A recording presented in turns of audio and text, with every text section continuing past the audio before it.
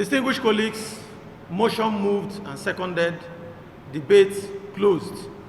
Distinguished colleagues, the bill that is before us is the Rivers State Local Government Amendment Law number 4 of 2024, which we intend to have this morning.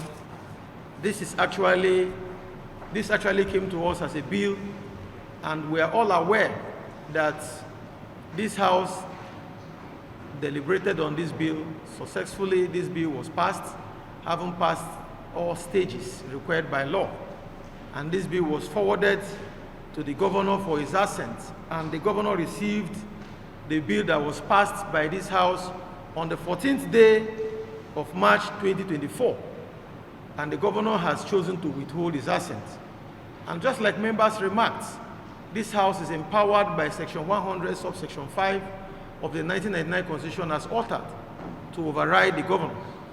And from the presentations of members this morning, I'm convinced that we have the view that we should make progress on this bill so that it can become law for our dear states. Honorable members, there is no need to say much about it because we already know the content of this bill. Essentially, this bill seeks to ensure that Section 7 of the 1999 Constitution as altered, that provides for democratically elected local government system, should be the only thing that will take place in our dear states. A situation where caretaker committees or civil servants will be allowed to occupy the office of the chairman of a local government or perform the legislative functions that councillors are supposed to perform is an aberration.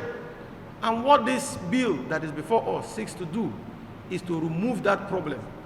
We have successfully amended the Rivers State local government law and outlawed the provision that allows the governor to appoint caretaker committees.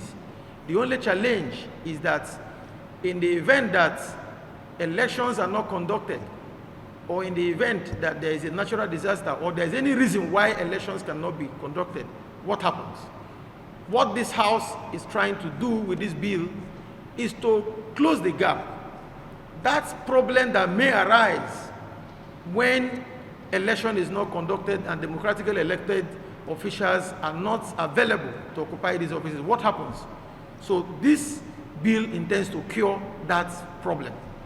And what the bill has said, like we already know, is that in the event that the Federation is at war and Rivers State is physically involved in that war, and for any other reason that the Rivers House of Assembly finds out that the Rivers State Independent Electoral Commission is unable to conduct elections so that democratically elected chairmen, vice chairmen, and councillors of the 23 local governments, for them to take over their offices in our councils, that this bill, when passed into law, should empower the House of Assembly to, by resolution, ask those who were originally elected by the people to remain in office for not more than 6 months at a time, pending the conduct of local government elections. That's exactly what the bill is saying. And we already know that there's a provision of the 1999 Constitution as altered that empowers the National Assembly to, by the same resolution, ask Mr. President to remain in office in the event that elections cannot hold and maybe it's difficult for someone to take over the office of Mr. President in the event that his tenure elapses. So what we are just simply doing is what is already in the Constitution. And it's normal for us to say those who were elected because the people have already chosen them to stay in office pending conduct of fresh elections.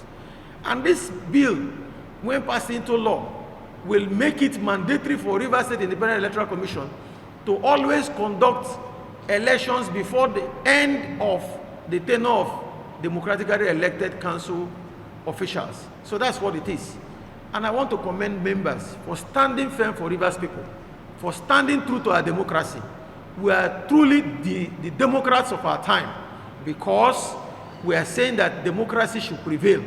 Only those elected should be in office. One person cannot appoint people to occupy offices that democratically elected people are supposed to occupy. And we will not allow that. And that's exactly what we're saying. So, honorable members, with this brief, let me therefore put the question.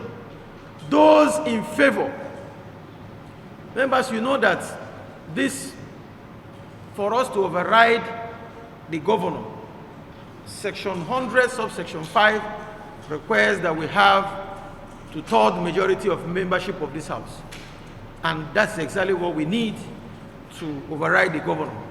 So let me put the question: those in favor that the governor's assent is no longer required in line with section 100 subsection 5 of the 1999 constitution as altered should indicate by raising their hands, please.